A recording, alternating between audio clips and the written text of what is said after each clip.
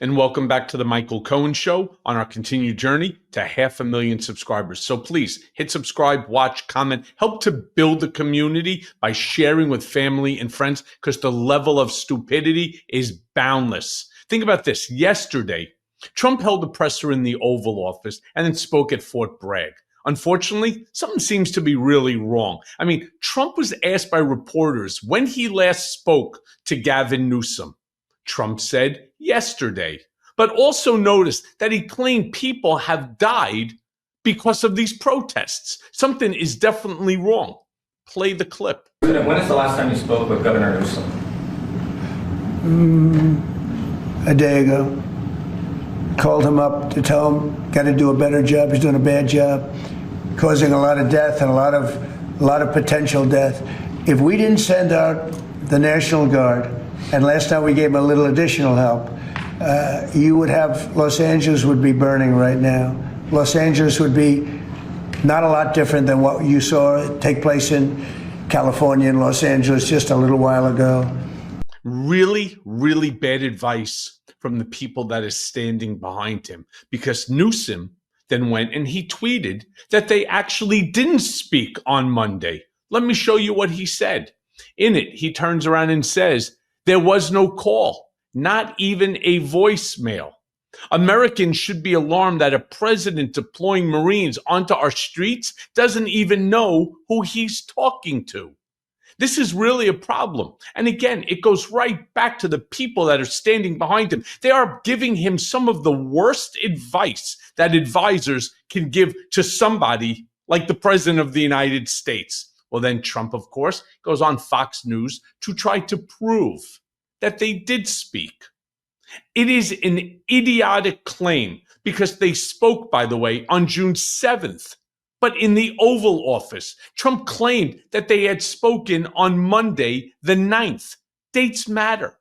Play the clip. On his way to Fort Bragg, North Carolina, where he'll be in just a little while. He said the first call to Gavin Newsom was not picked up. The second call Gavin picked up. We spoke for 16 minutes. I told him to essentially, quote, and this is quoting the president, get his ass in gear and stop the riots, which were out of control more than anything else. This shows what a liar he is. Said I never called. So here is the evidence. And here is the call log that the president sent me from his phone. This was June the 7th. Now, granted, this was on Saturday, but look, there's 1:22 o'clock in the morning, which would have been 10 o'clock at night, 10:22 at night, California time. There was an outgoing call for 4 seconds, and then there was an outgoing call for 16 minutes. So that from the president, which says is proof that he spoke to Gavin Newsom early in the morning, our time, late at night, Friday night, would have been June 6th, I guess, in Los Angeles. So, Governor? The response is very clear. Saturday is Saturday, Monday is Monday. Just days of the week, right? Meanwhile, while on the tarmac, Trump responded to all of the back and forth. Play the clip. It wasn't a day ago, it was a little longer than that. And I presented the phone conversation to Fox News, John Roberts and Molly Line at Fox News, because they were the ones that said it. And we actually spent 16-point-something minutes on the phone. And I told him he's got to get his act together because you're going to have some bad times in Los Angeles if he doesn't. We had a pleasant conversation. The proof was from the phone company. It was from the phone company. So I spoke to him at a certain time. I'm sure you all saw it. You saw it. Yeah. Again, it's not whether or not you called him, not whether or not you spoke. The issue is the day that you claimed that you spoke.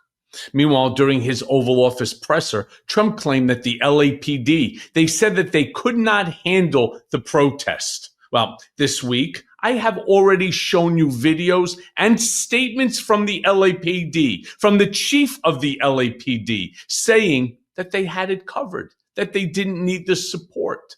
Play the clip. Engagement. All I want is safety. I just want a safe area. Los Angeles was under siege until we got there.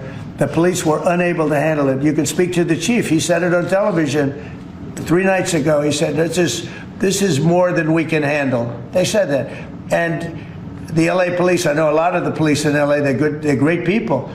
but they're given instructions not to do this, not to do that. But in this case, they were trying their best. They were not able to handle it. It was out of control. When we got there, and you have to remember, I've been here before, and I went right by every rule, and I waited for governors to say, send in the National Guard. They wouldn't do it. They wouldn't. Yeah. I think the time that you should have sent in the National Guard was on January 6th, but the LAPD chief completely refutes all of the comments that you're making there in the Oval Office. Trump also tried to claim that the protesters were paid insurrectionists. Play that clip. It was like it would have been. It would have been bad. Last night they had total control. If we didn't have the military in there, the National Guard, and then we also sent in some Marines, we had some bad people. We have people, they look in your face and they spit right in your face. They're animals. And these are paid insurrectionists. These are paid troublemakers. They're agitators. They're paid. Do you think somebody walks up to a curb and starts hammering pieces out, has all the equipment necessary, and starts handing it out to people to use as a weapon? These are paid insurrectionists or agitators or troublemakers. You can call it whatever you want. And we ended it, and we have in custody some very bad people. Yeah. We can't call it whatever we want, and neither should you. If you believe that they're paid, let's find out who paid them, and let's go after that individual too. I would be all for that. But this is a bullshit accusation, unfounded, with no backup. Yesterday, a reporter then asked MAGA Mike Johnson the question that everyone has been thinking. What is the difference between these violent protesters and the January 6thers? Now, let me be very clear. You're not going to believe this response. Play the clip. You guys are condemning the violent protesters in LA. Is it hypocritical given the president pardoned the violent protesters on January 6th? Look, no, I think there's a clear distinction between those two. We've seen what's happened in LA in the early 90s and in other times when these things get out of control and they burn whole city blocks down and shut the place down. You have to stay on top of that. You cannot let it get out of control. And I think federalizing the National Guard was important. I think if Marines are necessary to maintain order, we have to do what is. So what's the difference? Necessary. You said there's a distinct. What's the difference between the violent protesters on January 6th? Everybody wants me to relitigate January 6th. I'm not going to do that. There's a very clear distinction between the two. The people who broke the law and destroyed property met with the proper consequences on that. That's what we're trying to be intellectually consistent about this. What sort of authorities do you think the Marines should have there on the ground? What sort of authorities? Maintain peace and protect property. They're protecting federal property and personnel, and that is a very appropriate and necessary thing to do, and I applaud the president for doing it. Thank you, sir. Could not wait to get the hell away from that reporter any quicker than what we just saw. Meanwhile, during his Oval Office presser, Trump threatened that anyone, no, I'm not making this up now. Trump literally threatened that anyone who protests his military parade this weekend will be met with very heavy force. Play that clip. Celebrating big on Saturday. We're going to have a lot of, and if there's any protester who wants to come out, they will be met with very big force. By the way, for those people that want to protest, they're going to be met with very big force. And I haven't even heard about a protest, but, you know, this is people that hate our country, but they will be met with very heavy force. Thank you very much, everybody. He knows exactly the protest that he's talking about. It's the No Kings protest. All right. It is going to be taking place all around the country, including in Washington, D.C. From New York all the way to New Orleans. It doesn't matter. It's going to be everywhere. And he knows it.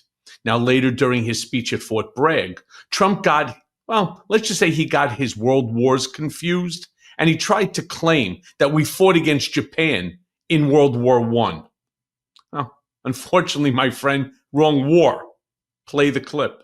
You know, recently other countries celebrated the victory of World War I. France was celebrating, really. They were all celebrating. The only one that doesn't celebrate is the USA, and we're the ones that won the war. Without us, you'd all be speaking German right now. Maybe a little Japanese thrown in. But we won the war. And we don't celebrate, but we're going to celebrate on Saturday, and we're going to celebrate from now on. We're going to celebrate our greatness and our achievements. Yeah. Let's just at least get the right war, right? Amazing that nobody in the Marines yelled it out either. Meanwhile, then Trump had the audacity to critique Biden's intelligence. Play that clip. And they allowed these people to say, and by the way, I've known this guy for a long time. He was never the sharpest bulb. But you know what he was? He wasn't a radical left lunatic.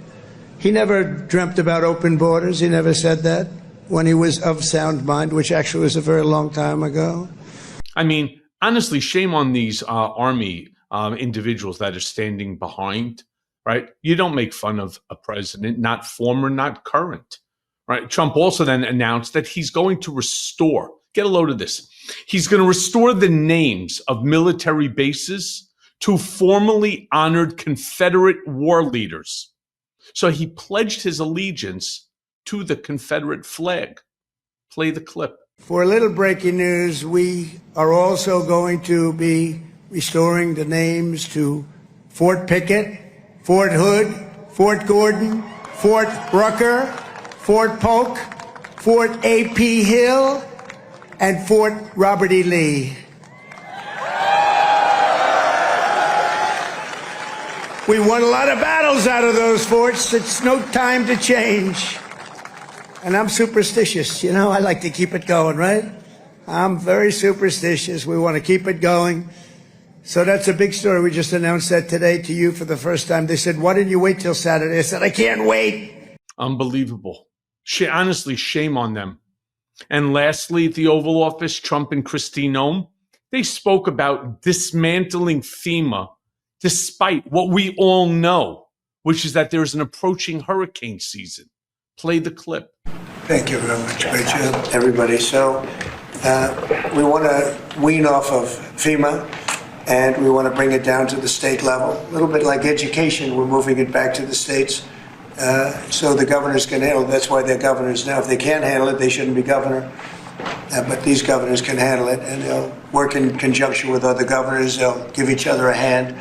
But Sure, they can handle what they can do. They can take their Sharpie and they're going to draw the hurricane and the tornadoes and all the other natural disasters that come with it. They're going to draw it away from their hometown. Come on. This whole thing is absolute insanity.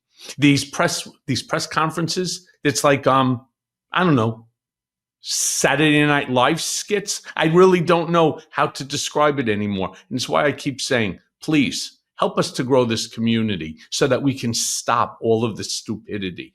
And as always, thanks for listening. Hey, everyone. First of all, thanks for watching. I mean, we're going to be posting daily episodes with reactions and talking about politics. We'll be talking about everything, in fact. So please like and subscribe. Join us on this journey.